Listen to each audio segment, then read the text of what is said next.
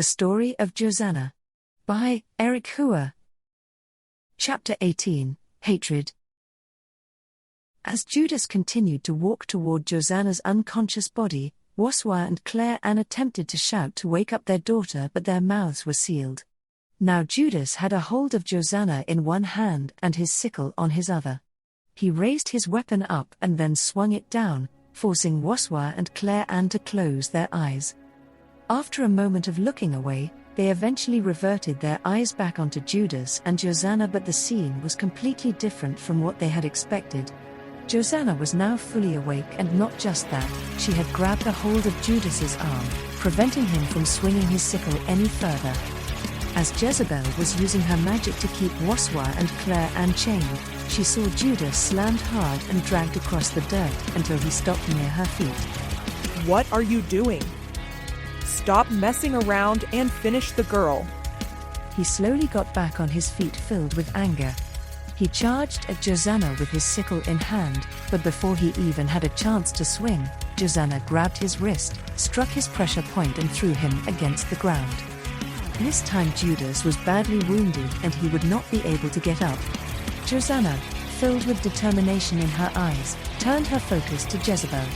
Seeing Judas on the ground unable to move made Jezebel tremble in fear, and it showed in her voice. Stay back! If you take another step, I won't hesitate to hurt them. Instantly after Jezebel uttered her words, Josanna disappeared from her sight. Jezebel panicked, looking everywhere but unable to find her. Behind you. Jezebel heard the whisper of her voice and mindlessly cast her dark bolt, which struck a tree. Now her fears compounded and Josanna appeared on her left and struck her in the face. She did not hold back as she dragged her face through the dirt and threw her against one of the trees. Seeing her opponent in an extremely weakened state, she left her alone with a single threat. Leave my parents alone, or I won't show you any mercy next time. She turned away from Jezebel and made her way to Voiceover and Claire Anne. Josanna returned to find that Claire Anne and Voiceover had been freed from their shackles. Mom! Dad! She ran as fast as she could and gave them the biggest hug. Tears began to flow through their eyes. Josanna. I can't believe it's really you. I somehow knew you were still out there. Every day I prayed for your safety and that you would one day return. Josanna, I'm sorry for not being able to protect you that day. I prayed every day that someone would guard and watch over you. I hope you can forgive me. Both of you stop. None of that matters now. We are finally together again after so long. That's all I care about. Her words brought joy to their hearts. Okay, seriously, first things first. Voiceover, we got to find a way to get that sickle off your body. Really? I think this is actually a good look. I might keep it on. Dad, stop it. Okay. Let's all get out of here and... Before he could finish, Voiceover sensed an ominous presence approaching fast.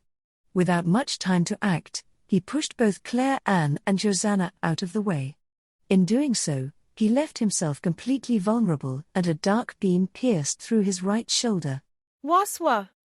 Claire Anne cried as she rushed to his side to try and stop the bleeding. Josanna expected to see Jezebel standing to fight her, but what she saw was something beyond her imagination.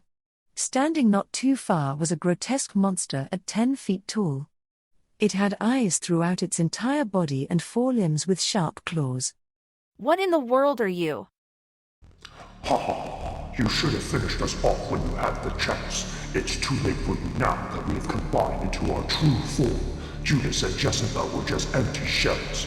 But now you face us, the aspect of hatred. I didn't think you could have such an asinine name, but regardless of what you call yourselves, I'm going to defeat you once and for all. She jumped into the air ready to punch the beast into oblivion, but as one of the eyes of the beast opened, she was completely paralyzed. Unable to move, the beast struck her down to the ground.